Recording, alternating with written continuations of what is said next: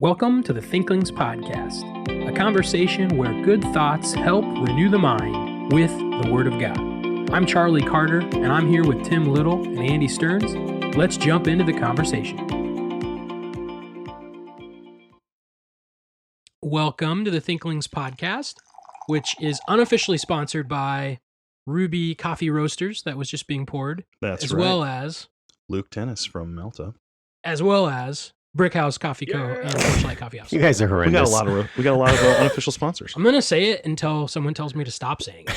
And Other I'm not than saying you. it. Yeah. Other than you. Other than What? Tim. Yeah. So here's what is in this episode, and let me go ahead and pull up that template that tells us. So we're gonna have a few announcements here. We're gonna have some listener feedback, listener thoughts that we're gonna share, and then we'll do the thing that we always do: talk about some books. And then the main content of the episode, as well as the final meditation in God's Word, is from Hebrews chapter 1. And so we just got done with Refresh Conference. And Andy just expressed his refreshment through the consumption of that drink. Oh man, this is I just have to rate this coffee.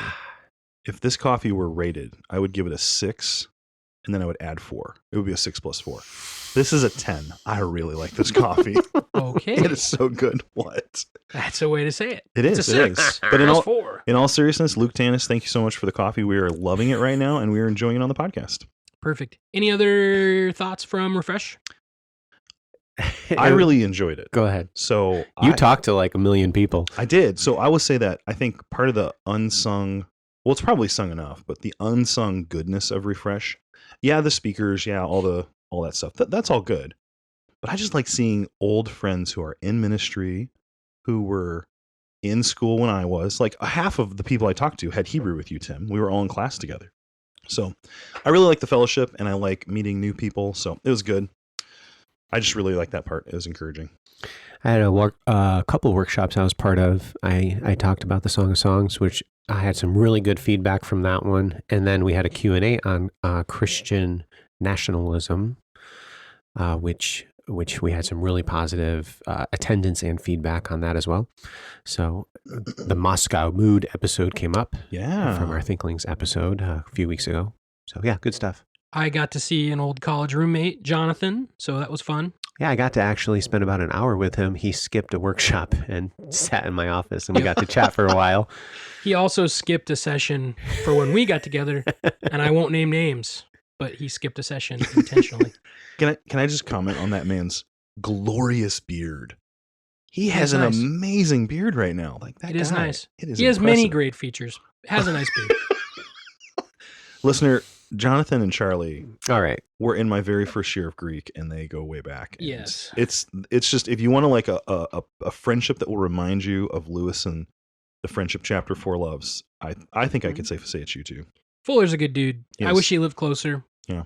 But I'm never going to live in Michigan. No, so he's imprisoned in that horrid state with that horrid gut. Never mind. he's a troll. He's a troll. Okay. Every youper just rejoiced. For weekly wisdom this week, I'm going to share a quote, I get the week off. and I'm going to give it essentially no context, but I'm just going to share a quote. Now, these are spicy quotes. So there's a call out on the page here. It's on page 190 of Song of Songs for Singles and Married People Too by Tim and Angela Little. And so on page 190, the call out, which is not my quote, is the wife is not a doormat, an object for her husband's sexual pleasure. So that's pretty good. I just want, when you said these are spicy, I'm like, number one, Charlie, nothing that you do is not spicy. But number two, when you open that book, I'm like, what are we going to get? Oh, boy. I actually thought the sentence right before the call out, Ooh. I liked it, like a term of, personal taste. I liked it better. And here it is. In the Garden of Eden, the husband was the head of the household, but the wife was the leader of the bedroom. I think that should have been the call out. Whoa. Anyway, That's your weekly wisdom? there's our weekly wisdom. Whoa. Okay, so this is the spicy edition. I like this. And actually, I give that 5 out of 5 peppers. there you go. Tim can tell us more about that later. Listener thoughts. And so What? do you want to talk about the first one? Yeah. Yep.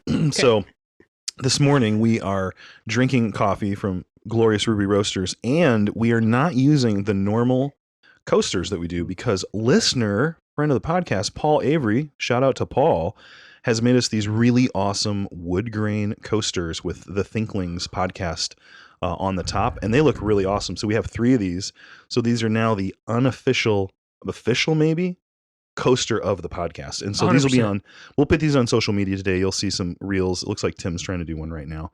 So, anyways, Paul, Tim doesn't know how to reel, Tim or Andy. Paul, in all seriousness, we are very thankful for those, and you have quite a bit of talent. He also made me a gift, a cutting board with a quote from Psalm 90. Teach us to number our days. So, anyways, shout out to Paul. Awesome. We got a couple others here. So I was at a local coffee shop, our unofficial sponsor, Porchlight Coffee. Porchlight Coffee. And I had one of the baristas walk up to me, and I was sitting at the back right table, from my vantage point. And she handed me a card that said, hey, someone just bought you a free drink, and it's like a free latte card. And she said they didn't want you to know who it was.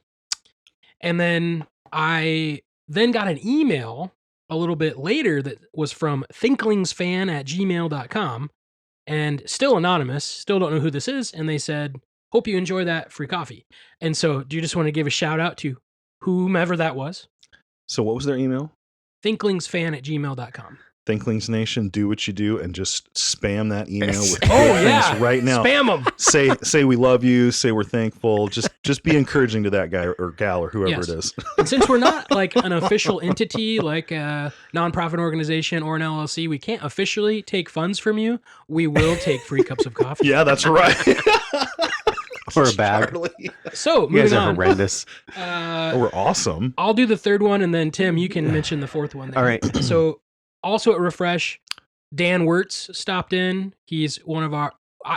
We've known him forever. He's so awesome. And a pastor in Illinois, Mm-hmm. Fosterburg, and it was just fun to see you, Dan. Thanks for listening. Yeah. Anytime you're here on a Tuesday morning from like 8 to 10, stop by and we'll take a picture with you. Yeah, show up. It'll be great. And man, he has a great beard and the handlebar mustache going on. Yeah. Like that's I think the mustache is really what sets him apart. It does. It's just next Yeah. level right there.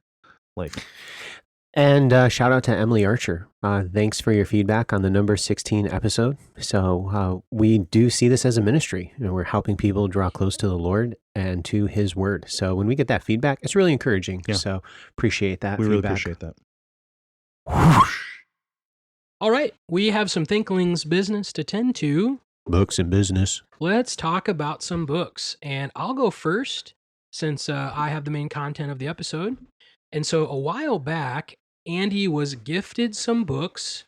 I don't know who gifted them because it was shrouded in mystery. Dr. Videa. No idea who that is. No idea.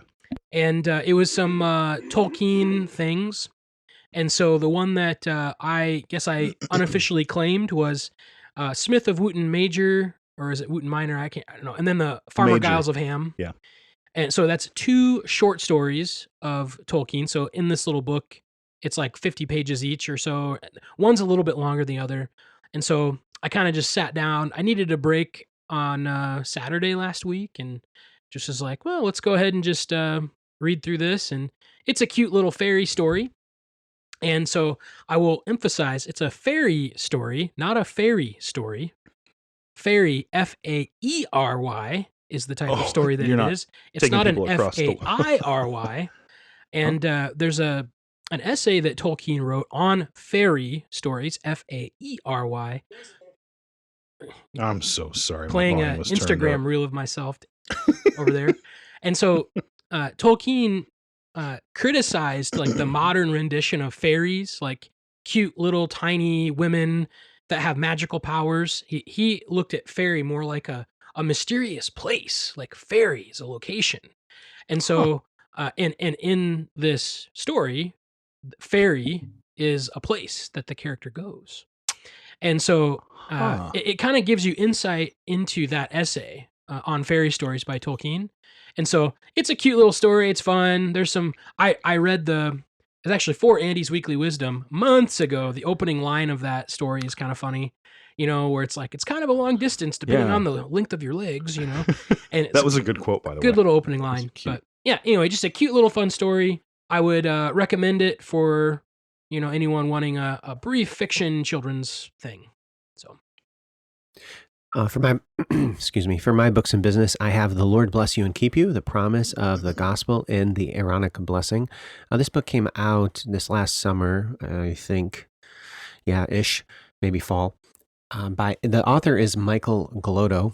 So, what is this book about? Well, it's about the Aaronic Blessing, and this is another one of those texts in the Old Testament that was very important to the Old Testament world, but we've kind of just disregarded it. I'm going to read it for you. It's in Numbers 6, verses 22 to 27. And the Lord spoke to Moses, saying, Speak to Aaron and his sons, saying, This is the way you shall bless the children of Israel. Say to them, The Lord bless you and keep you. The Lord make his face shine upon you and be gracious to you. The Lord lift up his countenance upon you and give you peace. So they shall put my name on the children of Israel, and I will bless them. So this is known as the Aaronic Blessing. It's embroidered on my prayer shawl, my Jewish prayer shawl. It's a very significant passage in the Old Testament, but as Christians, we often ignore it. Michael Glodo's written a book about the Aaronic Blessing. This coincides with Stearns, your idea of studying the blessing of God. This would be one of the key Old Testament passages. Within the Aaronic Blessing, he highlights the idea of the face. The Lord make his face shine upon you. What does that mean? Yeah, smiling. Smile, yeah. Okay. And he talks even just so about cool. beauty and how we think of the eyes as the primary indicator of facial expression, but actually it's the mouth. Oh, yeah. Which would be depicted through, which he mentions in the introduction. So I'm still just beginning this book. I'm only 2 chapters into it. The jury's out still, but the idea of the Aaronic Blessing, I've wanted to study it. I mean, it's buried in this passage in Numbers chapter 6 with all of these weird regulations before and after. So we often ignore it, but this is a really important portion of the Old Testament. So Michael Glodo, he's kind of introducing me to the topic. I haven't been too impressed with the book thus far, but that's what I'm reading right now. And I'm really interested because I've not gotten very far in my blessing study, but I'm very excited to work with you on that for the OT part of it. Yeah. I think that'll be a great team effort, and then that should make good future camp sessions out of it. Yeah, I was in Romans 13 about, bless those who curse you. It was like, blessing's not just to be something you bestow upon your children or the people that you love, but even upon your enemies. So good thinkings. So this week I am going to try, this is my accountability, I'm saying it on Books and Business. See, so next week, I don't know if I'm going to owe you a bag of coffee, Charlie, or what if I don't get this done. Careful. I know, I'm scared because You can owe me a bag of coffee. We'll split it. We'll split it. Okay. If I don't get this read by next week, I owe you 1 bag of coffee between the 2 of you. You don't even make coffee at home, though, Charlie. That's the thing. I do sometimes make it at work, though. You do some. Oh, okay. Well, I would actually do need more beans. I'm out of beans at work. Ooh, okay. Someone, we won't name names, but they do work at Blue Cow. Mm-hmm. They pushed the vacuum button on the vacuum seal container I have. Mm-hmm. So removing the seal of my beans that would have kept much longer, and then they staled because they weren't compressed. They weren't, Their name wouldn't rhyme with like Moe Mung or anything like that. I don't know if that was who it was. Oh, okay. It could be anyone. Keep coming. So here's the book I'm going to read. It's called A Gospel Primer for Christians, Learning to See the Glories of God's Love by Milton Vincent. Have you guys read this? Yeah, I actually think I mentioned it on the podcast way back in the day. Yeah, he did. Okay. I have not read it. Okay. I've sold a lot of them at the bookstore, and it's been recommended by a few people. So this one that I'm holding was a gift from Ben Hartwig like 7-8 years ago. It was very kind of him. And I started it. I think I've started it twice. And then recently a friend mentioned it, and I was like, oh, I should really get into this. And this is the first time I've read it with how to read a book thoughts in my head. Like look at the chapter, the table of contents, what's he saying, and I think I'm going to understand it and get more out of it this time because I'm approaching it from as we record this episode today. I think I will see some tips that I'm doing. So far it's interesting. I'm wondering if this is the book that popularized the language, preach the gospel to yourself every day. I'm not sure. So he talks about that, and that's where I'm curious. So I think an older point of reference for preach the gospel to Uh-huh. yourself would be like Navigators and, the Pursuit of Holiness by Oh. Bridges. It's from that. Okay. Those, Okay. I'm not So confident. maybe he's but, getting that from there. and so, yeah. Okay. And so actually, if you, Thinklings listeners, if you want to go back and listen to, I don't even know when that was. I It was think a while I ago. pulled that same thought Bit? of Okay. like, I'm not really sure what I think Yeah, about he this had- preach the gospel to yourself Okay. stuff. He had some, I don't want to say critical, but it was like I don't know, we weren't like just swallowing the whole thing. Sure. We were discussing it. Not in love with it. Yeah. So that's the thing. You're not giving this the heart emoji. It's not a heart emoji. I mean, it's okay. Okay. I mean, It's like a smiley face emoji. I would have to go back and listen to Okay. my thoughts to remember what I think. Well, next week we'll talk about it in Books of Business. Because you're going to And read it. If I don't, you guys are getting a free bag of coffee. And you're going to, and you'll get a horrendous. We'll Oh, talk yeah, I about will. we'll talk about this in a future episode. Yeah. I'm not sure if I would unashamedly recommend that as a formative book to other people. Like, you can, without reservation, let all of this form you. Okay. I think you do have to be a little bit more critical as you read it. Okay. But that I could have been wrong. I can come back to it and Yeah. That's so funny. You said the Jerry Bridges thing, and I just looked. The 4th chapter starts off with a quote from Bridges. And Yeah. Bridges, I love Bridges. I understand he's got theology issues. So, anyways, that's that. And I've only read a little bit of it. What I've read, I enjoyed, but it's been like 7 pages at most. So, Charlie, why don't you tell us what's in this episode? Oh, look at the Look at that. professional segue from Tim. I'll give you 5 light bulbs for that. Good job. You are growing, brother. So, what is in this episode is a return to the series on Hebrews 1. There's 7 Old Testament quotations in Hebrews 1 as the author of Hebrews explains how Jesus is better, primarily there, than angels. And so we are looking at a couple of those. Actually, it might just be one quotation. I can't remember. But we're in Hebrews 1 and get into some fun, like, where did they get this from type of discussion. So hope you enjoy that. And thanks for listening. All right, let's have another conversation about Hebrews chapter 1. We're returning to a topic that we discussed about 10 episodes ago around Christmas, where we're looking at Hebrews 1. We had some descriptions about the Messiah, and then we're in this section where the author of Hebrews is quoting from the Old Testament to justify or substantiate his claims. And so what he's doing is he's creating a very strong Christological statement in chapter 1. He's described the Messiah in 7 very beautiful and rich ways. And those descriptions were, he is the one whom he appointed heir of all. So the Messiah is the heir of all things. The Messiah is the one through whom he created the worlds. He is the radiance of the glory of God, the exact imprint of his nature. He upholds all with the word of his power. He is the one seated at the right hand of the majesty on high, having made purification for sins, and he's the one who's become as much greater than the angels as the name he inherited is better. And it's that last description that turns us into these quotations, is that the Hebrews, you remember, are Jewish Christians, most likely, who are being tempted to abandon the new Christian faith to go back to Judaism. And there are claims being made, perhaps, why would you worship a God who became lower than the angels? Your God was born as a child. How could you worship him? And again, there would be strong motivation to turn back from the gospel to avoid persecution. And so the author of Hebrews is sort of combating that idea that Christ was lower than angels. And you can see there, he has a better name. And that last description, focusing on the comparison to angels, becomes the substance of the next section in Hebrews 1. That leads the author into 7 Old Testament quotations that follow those 7 descriptions of Christ. The author reveals his basis for making these claims as the Old Testament. So he's trying to prove his point from the Bible, which is wonderful. In episode 166, we looked at the first 2 quotations, which were from Psalm 2 and 2 Samuel 7. Both of those verses had the catchword, which is the Son. They were focusing on the name or the title that Jesus as Messiah has in comparison to the angels. Jesus is the Son, the Son.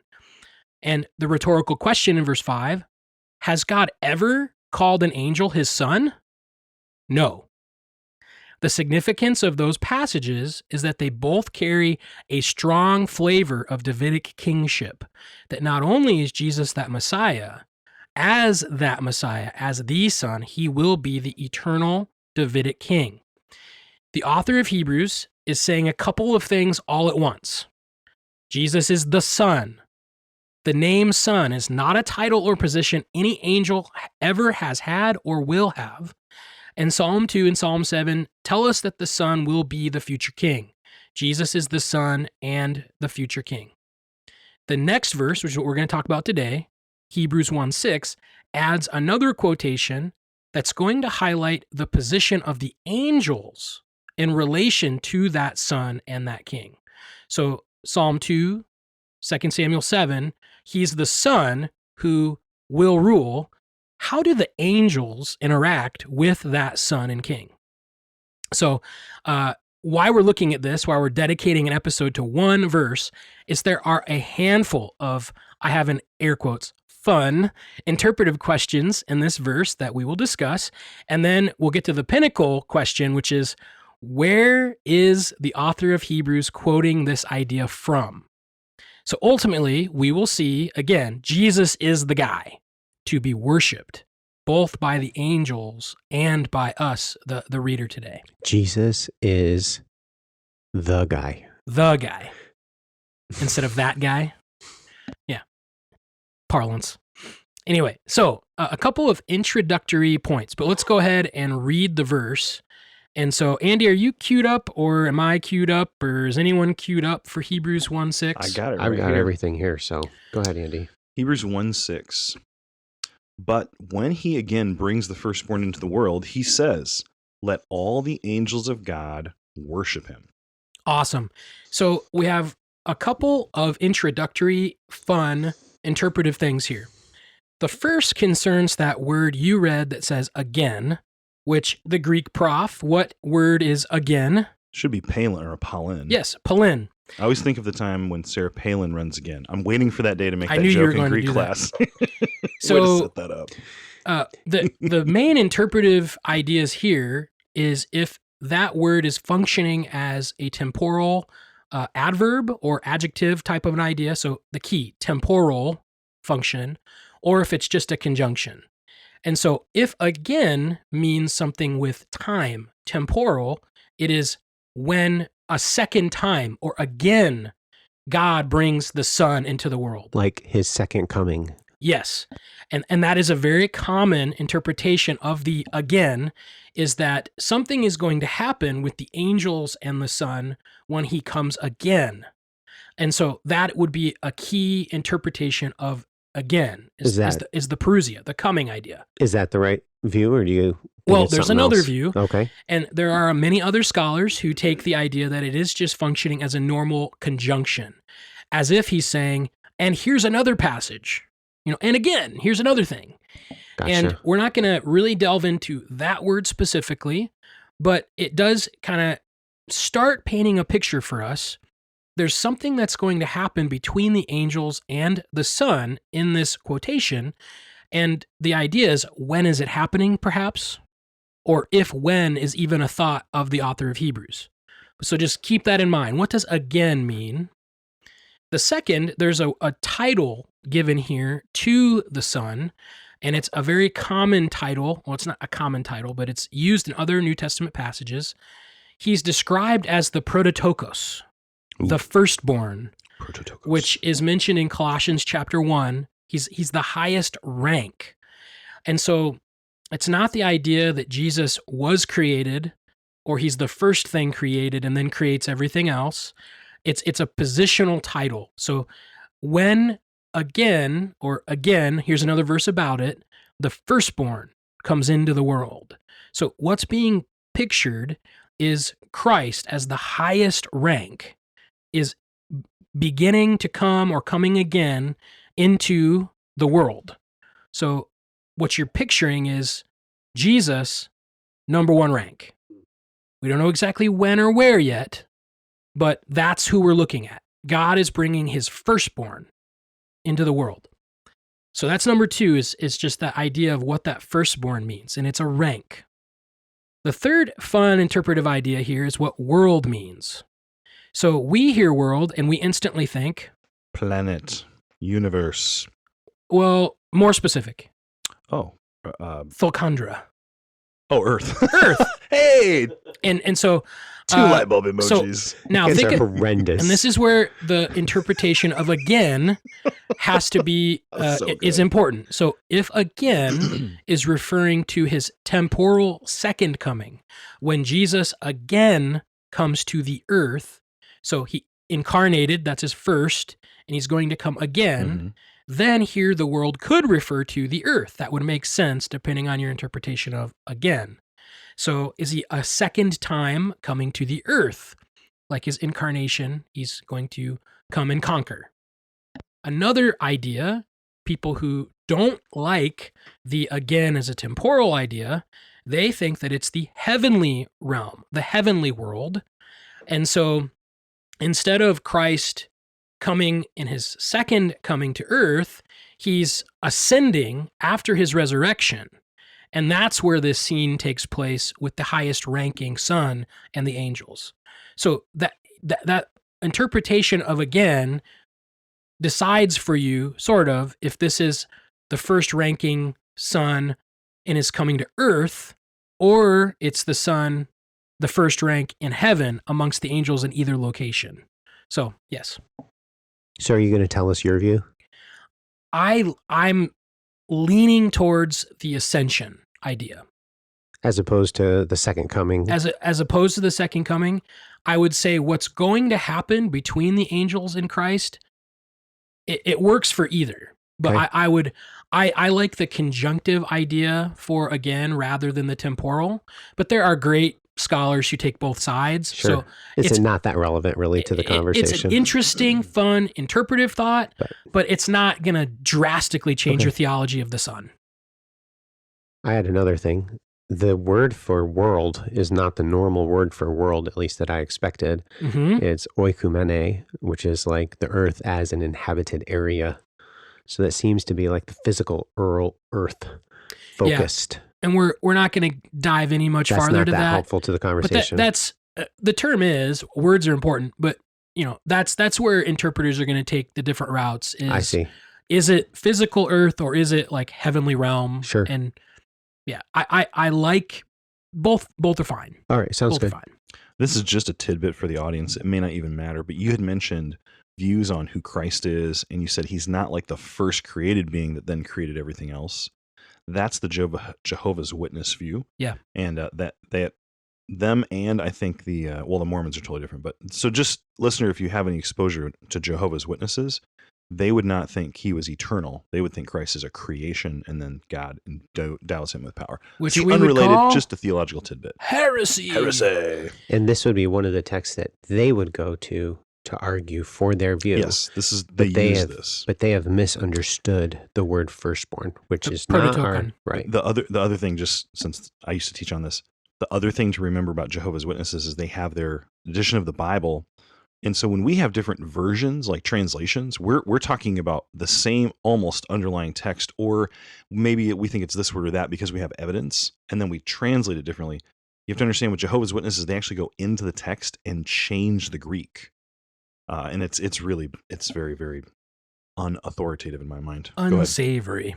Because we delved into that apologetic discussion, Psalm 89:27 is a clear reference to where firstborn is not a reference to like first creation in the order of birth, yes, but the highest, the preeminent one. Mm-hmm. So if you're like, well, I've never heard that before, is there any scriptural proof for it? Yes, Psalm 89:27. So we can, and then Colossians 1:15 also very clear. Christ is the preeminent, the top. Not speaking of him being created, but he is over it all.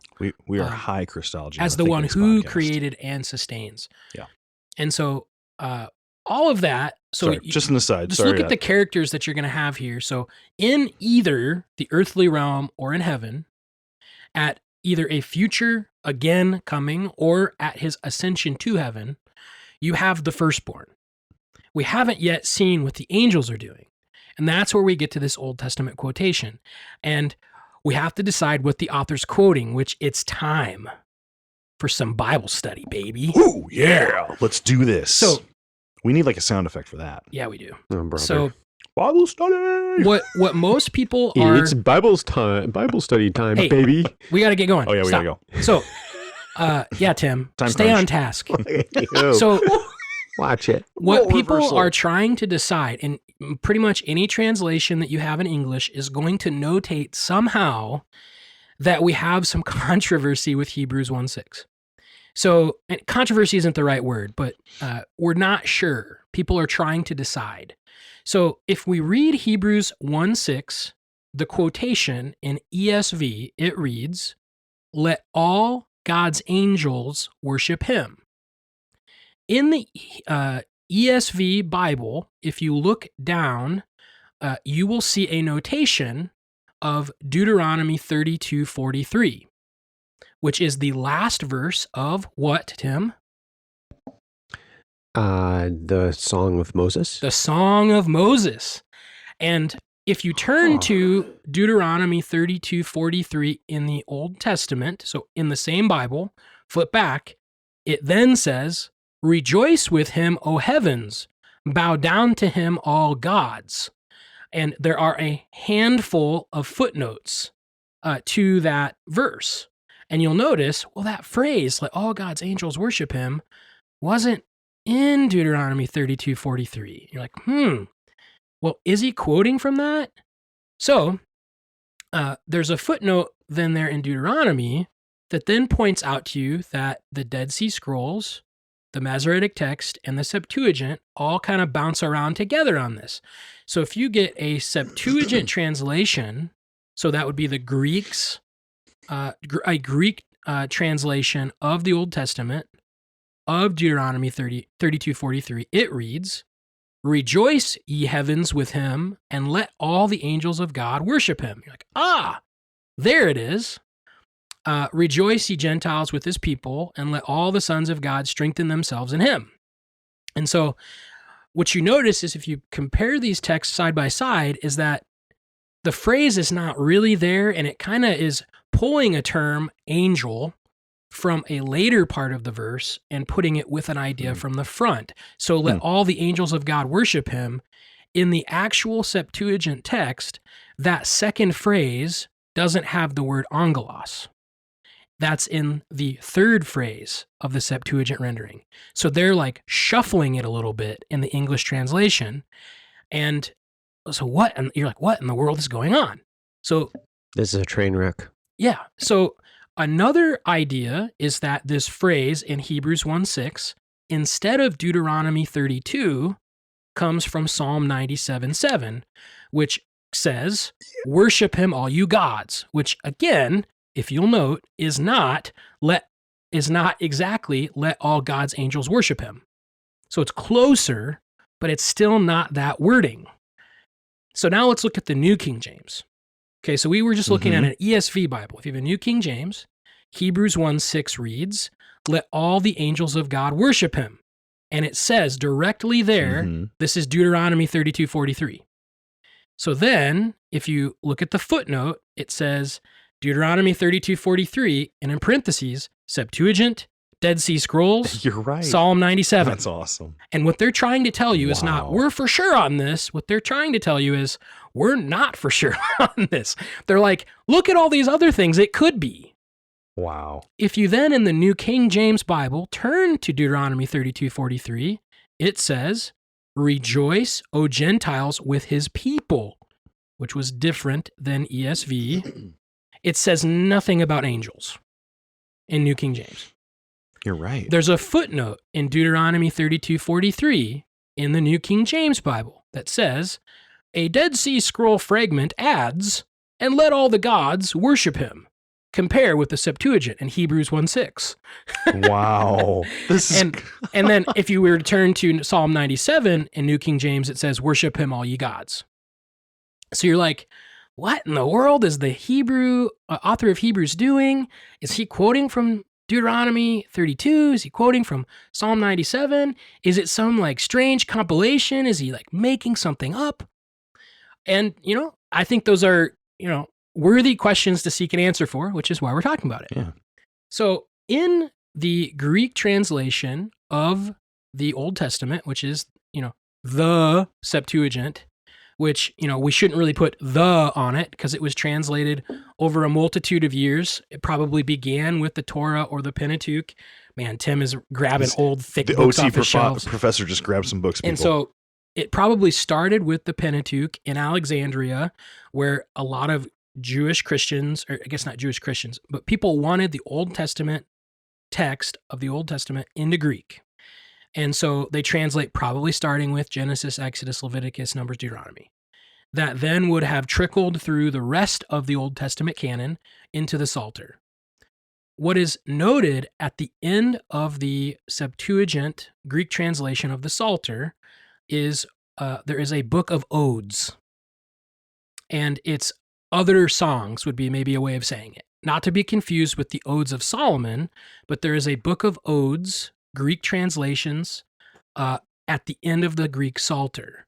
And in that, there is a translation of the Song of Moses. And in Ode number 2, at the end of the Greek Psalter, this phrase in Hebrews 1:6 is almost word for word noted. No. So I would posit that he's not actually quoting Deuteronomy 32:43 from his Hebrew Bible. He's not trying to. He's not even quoting the Septuagint's translation of Deuteronomy 32:43. He is quoting the Greek Psalter, Ode number 2, I think is what the author of Hebrews is doing. And then from that, you gain some insight into what the interpretation of those verses were. But I think that's what he's quoting, is this ode at the end of the Greek Psalter, which is a specific translation of the Song of Moses. Now, Tim can like rip me to shreds on that if he wants to. But as I've read through some different materials, I think that's where I'm okay landing. And so if you read this at the end of the Greek Psalter, here's the translation of the Song of Moses. Rejoice, heavens, at once with him, and let all the angels of God worship him. That phrase is exactly matching Hebrews 1:6. Wow. Except for the article assigned to angel. Huh. So it's a hoy there. Okay. That's the only difference between Hebrews 1:6. Okay. Not to be confused with, the people on Mars, the Hoi. We're not talking about Huin and Hanoi and all those people. No. This is a Greek article. And so that phrase, let all the angels of God worship him, is almost identical to that phrase in the Song of Moses at the end of the Greek Psalter. You guys have an amazing capacity to bring the Ransom trilogy into any conversation. It's ridiculous. That's right. You're horrendous. Amen. Hey, you have to resist all the bent ones in the world. I will reserve the right for Tim and Andy to jump in, and Tim might even come and help me clarify because he's the Old Testament scholar. I just grabbed a couple of good commentaries and tried to sift through this. And so wanted just to help you in your Bible study at Hebrews 1:6. You're going to turn to these passages and you're going to see these footnotes, and that's what's going on, is they're pulling Septuagint, Masoretic text, Dead Sea Scrolls, the Odes, and they're trying to figure out where in the world does the author of Hebrews get this from? And the point is made regardless of where it comes from, which we're going to get to in a moment. But if I was going to pick right now, I would say I think he's quoting from that Song of Moses translation at the end of the Psalter. And I think this is, aside from what you're saying, I would just say that what I like about this is, Christian, you look at the footnotes in your Bible, and it's not that we don't know the text. I mean, we're trying to figure it out, but you have to understand, how many times do we really have this kind of an issue come up with the Bible? It's super rare. It is shockingly preserved. 98.5% of all the major translations, the underlying text is identical. It's like a very slim amount where we're like, how is this there? And here, we know what it says. We're just trying to figure out where it came from. That's it. That's all. Yeah. And it's really, I think it's actually confident building in your scriptures. 100%. Yeah. And so that's just like, dipping your toe. Maybe we're getting up to our knees and like, where's the quote from? But if you look at the context of those passages, the point that the author of Hebrews is making is substantiated and supported by any of those contexts. So Deuteronomy 32 is the Song of Moses. He's singing the story of God calling his people Israel, and Israel then turning to these other idols, and God giving them over to these other nations. But then at the end, God will conquer those nations and bring his people back. So everyone will rejoice at the conquering of the Lord. So Psalm 97 is almost a similar, maybe not as strong of the victory language, but God is reigning over all of the earth. Psalm 97 verse 1. And why would anyone else worship anyone other than the God of Israel? He is the God. Does that sound familiar to what the point of the author in Hebrews was making with those first two quotes? Jesus is the Son. He is higher than any angel. And so what's going to happen here is very similar to what Moses implores in his song, and what the psalmist in Psalm 97 implores is that the writer of Hebrews is saying, look, the angels are below him because they, at this point, all worship him. Yes, Tim. So just to clarify for the listener, because I was really struggling because I had my English Bible open and what he's saying and reading is not corresponding to my English Bible.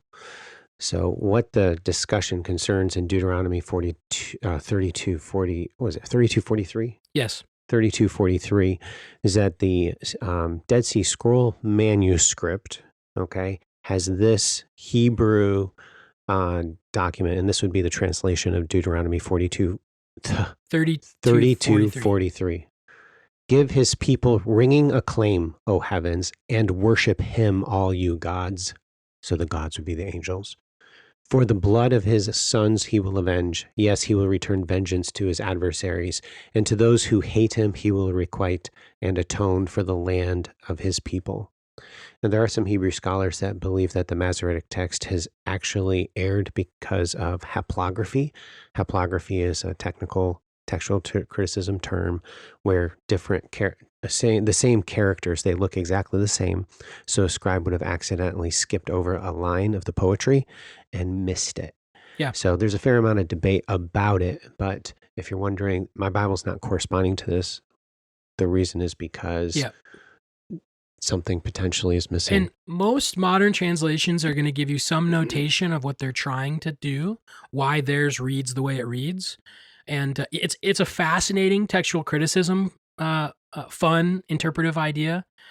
Either way, if it is, some haplography of Deuteronomy 32, and he's trying to quote that, but he's quoting a different version, or he's pulling his phrase from Psalm 97, or, I sometimes like obscure things. If he's quoting from the Greek Psalter of the Song of Moses, the point, what he's making is, why would you abandon the Son of God because he's lower than angels? Do you realize when God conquers the earth with that Messiah, all of those angels will worship him? So Psalm 97, anyone who worships any other God, this is my translation, are silly. The Lord reigns. Why would you worship another? And this is the point that the writer of Hebrews is going to bring up as he warns his readers in chapter 2. If you understand who the Son is, you need to worship him. And why would you abandon because, angels are greater than the Son. Angels are so much greater than Jesus. How could we worship an incarnate little baby? Well, that baby ascends. And either at that ascension in heaven or at his second coming, guess what all the angels do? They're not higher than him then. They bow. Amen. And it's a really big roundabout way of saying what the angels are doing, you should do now. They worship the Son. Why would you consider Christ, even though humbled in incarnation, to be positionally lower than the angels? If they worship him, you should worship him. And that's the point that the author's making. And so to use our phrase, Jesus is the guy, you should worship him. Thank you for listening to this episode of the Thinklings podcast.